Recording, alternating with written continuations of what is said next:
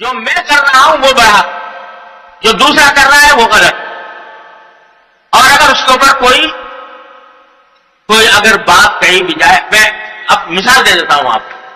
میرے سامنے مثال پرسوں کی یعنی اسی زمانے کی موجود ایک شخص ہے، اس کو تبلیغ جماعت کے اندر الحمدللہ اس کو توفیق ہوئی، وقت لگایا اس نے اور اس سے اصلاح بھی ہوئی اس کی، مگر اب آگے اس درجہ پہنچ گیا کہ بیوی ہے، بچہ ہے اور ماں ہے. ماں سے کہتے ہیں تو جا کر گھر میں کام کر کے کام کر، میں نہیں کروں گا، میں تو دین کی خاطر چل رہا ہوں، میں دین کی خاطر چل رہا ہوں. یہ سب دنیا ہے، کمانا کھانا سب دنیا ہے، اور میں اگر اپنی بیوی کے لیے اپنے بچوں کے لیے کماؤں گا، یا مجھے ملازمت کی پرواہ نہیں ہے، چھوٹتی ہے چھوٹ جائے، مگر میں اپنے وقت پہ چلا لاؤں گا. وہ پوچھتی ہے کہ بھائی یہ تیرے بیوی کو پیسے کہاں سے کھائے گا؟ بالکل غریب لوگ ہیں، کہاں سے کھائے گی؟ بچوں کہاں سے؟ کہ تو جا کے گھروں میں جا کر کام کر، برتن مانج، پیسے کما، اور بیوی سے کہا تو گھر میں بیٹھ کر سلائی کر، اور اس سے کہا میں ذمہ دار نہیں ہوں، میں تو چلے پہ جاتا. یہ میری آنکھوں کے سامنے کی بات ہے، یہ ابھی بلا کے دکھا سکتا ہوں اس آدمی کو. تو اب بتاؤ یہ کیا دین ہے؟ اللہ تبارک و تعالیٰ تمہارے دل میں حق رکھا ہے، تمہاری بیوی کا حق ہے، تمہارے بچے کا حق ہے. تمہیں شرم نہیں آتی کہ ماں کو کہتے ہو کہ جا کے کماؤ اور گھر میں جا کے کام کرو، اور تمہیں خدا کا خوف نہیں آتا؟ تمہیں شرم نہیں آتی؟ اس کو دین قرار دے رہے ہو، دین کے سے برگشتہ کر رہے ہو لوگوں کو. یہ مثال، اور ایسی ایک نہیں 10 مثالیں ایسی پیدا ہوتی. اس کو میں کہہ رہا ہوں کہ جس شخص کے دماغ میں یہ خناس سما گیا ہے، وہ نکالے اس خناس کو، اور یہ دیکھے کہ وقت پر دین کا کون سا اس وقت دین کا تقاضا کیا ہے، اس پر عمل کرے.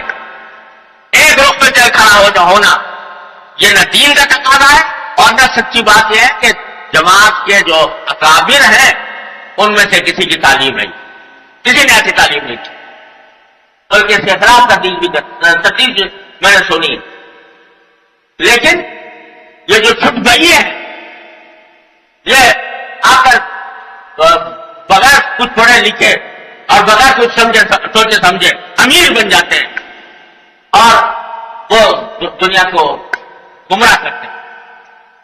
تو خدا کے لیے اس بات کو سمجھو، اور اگر کوئی آدمی کہہ رہا ہو اخلاص سے، اس کو اپنا دشمن مت سمجھو، اس کو اپنا مخالف نہ سمجھو کہ آپ جو کہہ رہے ہو. میں نے پہلے اسی دن کہا تھا کہ الحمدللہ اللہ تعالیٰ کے فضل و کرم سے اس جماعت کا جتنا فائدہ پہنچا ہے کسی جماعت سے اتنا فائدہ نہیں پہنچا. یہ حضرت مولانا محمد الیاس صاحب رحمۃ اللہ علیہ کے سینے کی آگ ہے، جس نے الحمدللہ پوری دنیا کے اندر ایک نور پھیلا دیا. لیکن کیا اس کا مطلب یہ ہے کہ جماعت کے تمام افراد معصوم خطا ہیں اور ان سے کوئی غلطی فرد نہیں ہو سکتی؟ ان کے اوپر کوئی اور ان کی کسی غلطی کی خطا کی نشاندہی نہیں کی جا سکتی. اور اگر کوئی کہے تو وہ مخالف ہے تبلیغ کا. یہ جماعت سے خدا کے لیے ذہنیتیں ختم کرو ان کو. یہ کسی دن تمہیں فرقہ بنا دیں گی، یہ کسی دن تمہیں امت مسلمہ سے چاند کر رکھ دیں گی. اس فکر کو ختم کرو. اور خاص طور سے جو اہل علم ہیں ان کو چاہیے کہ اس فکر کو مٹائیں اور اعتدال پر لانے کی کوشش کریں. جو اصل دعوت حضرت مولانا محمد الیاس صاحب قدس اللہ تعالیٰ سن رہا ہوں، میرے والد ماجد رحمۃ اللہ علیہ جب عیادت کے لیے تشریف لے گئے تو حضرت مولانا رو پڑے، اور رو پڑنے کی ایک وجہ یہ بتائی کہ میں نے الحمدللہ پہلے تو یہ فرمایا کہ جماعت کا کام اتنا زیادہ پھیل گیا ہے ساری دنیا کے اندر، مجھے ڈر ہوتا ہے کہ یہ استدراج نہ. وہ اللہ کا بندہ یہ سوچ رہا ہے. تو حضرت والد ماجد رحمۃ اللہ نے فرمایا کہ الحمدللہ میں آپ کو اطمینان دلاتا ہوں کہ استدراج نہیں ہے، انہوں نے پوچھا دلیل کیا ہے؟ تو فرمایا کہ جس شخص کے ساتھ استدراج ہوتا ہے اس کے دل پر واحدہ بھی نہیں گزرتا کہ استدراج، یہ آپ کو جو خطرہ ہو رہا ہے کہ خود اس بات کی دلیل ہے کہ استدراج ہے۔ تو پہلے تو تسلی، حضرت کو بڑی تسلی ہوئی، پھر انہوں نے فرمایا کہ مجھے یہ ڈر ہے کہ یہ جماعت عام لوگوں کے ہاتھوں میں جا رہی ہے، عوام کے ہاتھوں میں، اور کہیں ایسا نہ ہو کہ یہ غلو اور افراط میں پڑ جائے گا۔ یہ والد ماجد رسول اللہ، وہ غلو اور افراط اب آنکھوں سے نظر آ رہا ہے ان لوگوں میں جو علم صحیح ہے نہیں، اور اگر کوئی ذرا سی بات کتنے ہی اخلاص سے، کتنی محبت سے، کتنے ہی پیار سے کہیں جائے، اس کو فوراً مخالفت کہ یہ مخالفت ہے۔ تو خدا کے لیے اس طرز عمل سے خود بھی بچو اور دوسروں کو بھی بچو۔ بات کہی گئی تھی وہ یہ کہ یہ جو نیچے کے لوگ ہیں وہ غلط۔ اب آپ کو میں اپنا واقعہ بتا دیتا ہوں۔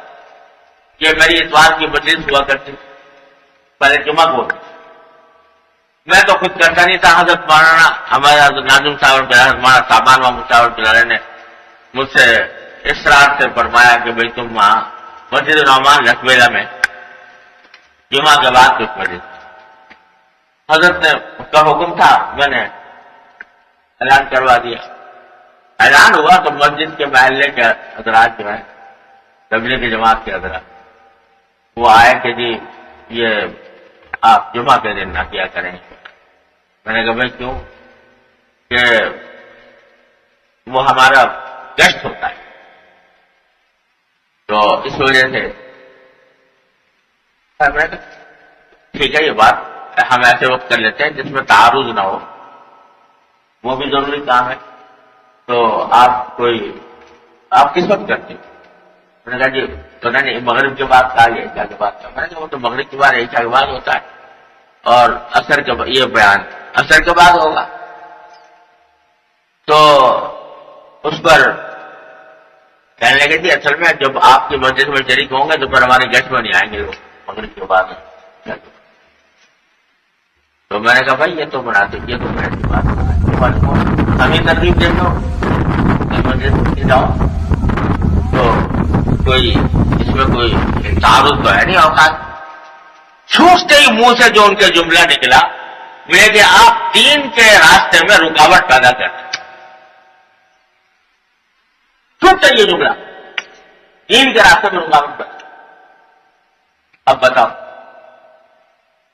کہ وہ صرف 10 دین ہے، اور یہ بیٹھ کر جو قرآن و حدیث کی بات سنائی جا رہی ہے یا دین کی طرف متوجہ کیا جا رہا ہے، یہ دین نہیں ہے۔ تو یہ چیز ہے جس کو میں کہہ رہا ہوں غلو ہے، جو تباہی کی طرف لے جا رہا ہے۔